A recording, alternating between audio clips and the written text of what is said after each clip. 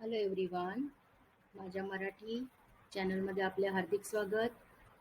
माझा basic terms in accountancy lecture number 1 हे मराठीतून घेत आहे, जेणेकरून तुम्हाला शिकायला आणि समजायला अतिशय सोपं पडेल. माझ्या या लेक्चर पहिल्यामध्ये आपल्याला शिकायचं आहे definition of accounting, types of accounts, 3 golden rules of accounts, example on types of account. म्हणजेच अकाउंट म्हणजे काय, त्याचे प्रकार किती, त्याच्यानंतर कोणते नियम आपण वापरतो, त्याच्यानंतर त्याचे एक्झाम्पल्स आहेत ते सुद्धा आपल्याला पुढे शिकायचे आहेत. पहिलं आपण बघणार आहोत डेफिनेशन ऑफ अकाउंटन्सी. अकाउंटन्सी म्हणजे काय, अकाउंटिंग म्हणजे काय. Accounting is a art of recording, classifying and summarising financial transaction and events. Accounting एक ही कला आहे. पहिले आपल्याला पूर्णतः खरी माहिती, जी बिझनेसबद्दल जी खरी माहिती असेल ती आपण गोळा करतो. त्याचा रेकॉर्ड जमवल्यानंतर ती माहिती खरी आहे की खोटी आहे तपासून बघतो. तपासून झाल्यानंतर आपण त्याचं वर्गीकरण करतो. त्यालाच आपण म्हणतो बॅलन्स शीट. बॅलन्स शीट वरूनच आपल्याला समजतं की आपल्याला बिझनेसमध्ये नफा झालेला आहे की तोटा झालेला आहे. त्याच्यानंतर आपल्याला बघायचं आहे टाइप्स ऑफ अकाउंट्स. अकाउंटचे प्रकार किती आहेत, तर अकाउंटचे 3 प्रकार आहेत. पर्सनल अकाउंट म्हणजे स्वतःचे अकाउंट, रिअल अकाउंट म्हणजे जे आपल्याला समोर दिसतंय खरा असणारा अकाउंट, खरा असणारा अकाउंट म्हणजे रिअल अकाउंट. त्याच्यानंतर nominal account.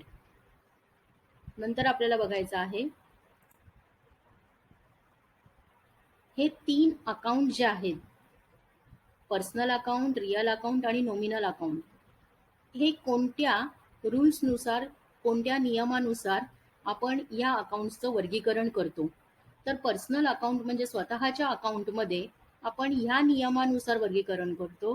Debit the receiver, credit the giver. त्यानंतर रिअल अकाउंट हे आपण debit what comes in and credit what goes out या नियमानुसार आपण वर्गीकरण करतो. तिसरा आहे नॉमिनल अकाउंट. नॉमिनल अकाउंट हे आपण debit all expenses and losses, credit all gains and profits यानुसार आपण यांचे वर्गीकरण करतो. नंतर आपल्याला शिकायचं आहे की एक्झाम्पल्स कोणते आहेत. पर्सनल अकाउंट म्हणजे आपलं स्वतःचं अकाउंट आपण म्हणतो, तर त्याचे एक्झाम्पल्स कोणते आहेत. तर पहिलं तुम्हाला इथे दिसेल, चित्रामध्ये दिसणार आहे बँक अकाउंट. बँक अकाउंटमध्ये आपण स्वतःचं अकाउंट ओपन करतो. आता त्याच्यामध्ये एक्झाम्पल द्यायचं झालं तर IDBI बँक आहे, त्याच्यानंतर SBI आहे, यांचे स्वतःचे अकाउंट असतात. तर हे झालं स्वतःचे अकाउंट. म्हणजेच काय की पर्सनल अकाउंट, स्वतःचे अकाउंट. नंतर आहे कंपनी अकाउंट. टाटा मोटर्स, त्यानंतर रिलायन्स कंपनी यांचे अकाउंट हे बँकेत असतात. ते स्वतःचे अकाउंट ओपन करतात, यालाच म्हणतात पर्सनल अकाउंट. नंतर आहे तुम्हाला इथे दिसेल जय अकाउंट. जय अकाउंट आहे, हे सुद्धा काय आहे, स्वतःचे अकाउंट आहे. नेहा अकाउंट. नेहा इथे एक व्यक्ती दिसत आहे, ती सुद्धा काय आहे, तिचं स्वतःचं अकाउंट आहे. यालाच म्हणतात पर्सनल अकाउंट, स्वतःचे अकाउंट. आपले स्वतःचे मनी स्वतःच्या अकाउंटमध्ये जमा होतात. त्यानंतर आहे रिअल अकाउंट. रिअल अकाउंट म्हणजे बघा, आपण जे बघू शकतो, ज्याला हात लावू शकतो, हाताळू शकतो, याला काय म्हणतात, रिअल अकाउंट.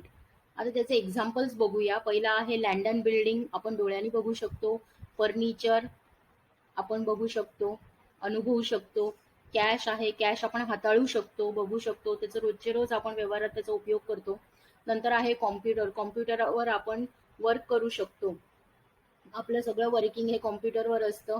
त्यासाठी आपण बघू शकतो, वापरू शकतो, हाताळू शकतो. त्यामुळे हे काय आहे, रिअल आहे. त्याच्यानंतर स्टॉक. स्टॉकला आपण दुसरा शब्द, इंग्लिश शब्द म्हणू शकतो इन्व्हेंटरी, माल. मराठी शब्द आहे माल, जास्त करून आपण इंग्लिश शब्द यूज करतो स्टॉक. तर स्टॉक तुम्ही बघू शकता. स्टॉकचे पण प्रकार आहेत, ओपनिंग स्टॉक आणि क्लोजिंग स्टॉक. स्टॉक शिवाय आपण कोणतंही ट्रान्झॅक्शन करू शकत नाही. या सगळ्या गोष्टी रिअल आहेत, आपण डोळ्यांनी बघू शकतो, त्यांना अनुभवू शकतो, म्हणूनच त्याला म्हणतात रिअल अकाउंट. त्याच्यानंतर नॉमिनल अकाउंट. नॉमिनल अकाउंट म्हणजे काय बघा, त्याचे एक्झाम्पल इथे दिलेले आहेत. Commission account. आता नॉमिनल अकाउंट म्हणजे ह्याच्यामध्ये एक्सपेन्सेस पण येतात आणि इन्कम पण येतात.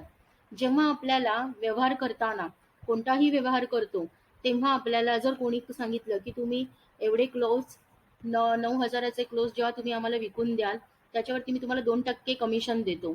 जेव्हा आपल्याला दुसऱ्या व्यक्तीकडून कमिशन मिळतं, तेव्हा त्याला म्हणतात कमिशन रिसिव्हड.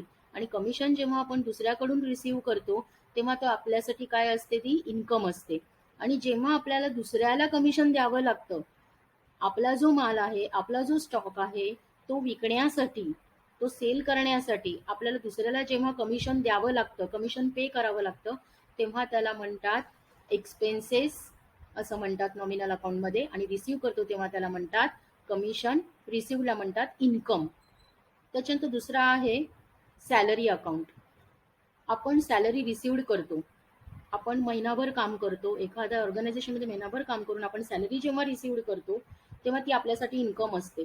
पण एखादा थर्ड पर्सन आपल्या कंपनीमध्ये काम करत असेल आणि त्याला जेव्हा आपण सॅलरी पे करतो, तेव्हा ती आपल्यासाठी काय असणार आहे, एक्सपेन्सेस असणार आहे आणि लॉस असणार आहे. त्याच्यानंतर थर्ड वन आहे रेंट अकाउंट. जेव्हा आपण आपली एखादी प्रॉपर्टी रेंटवर देतो, तेव्हा महिना झाल्यानंतर त्याचं भाडं जे आहे, रेंट म्हणजे भाडं, ते भाडं आपल्याला महिना पूर्ण झाल्यानंतर आपल्या अकाउंटला जमा होतं. त्याच्यामुळे रेंट रिसिव्ड जे आहे ते आपल्यासाठी काय आहे, इन्कम आहे.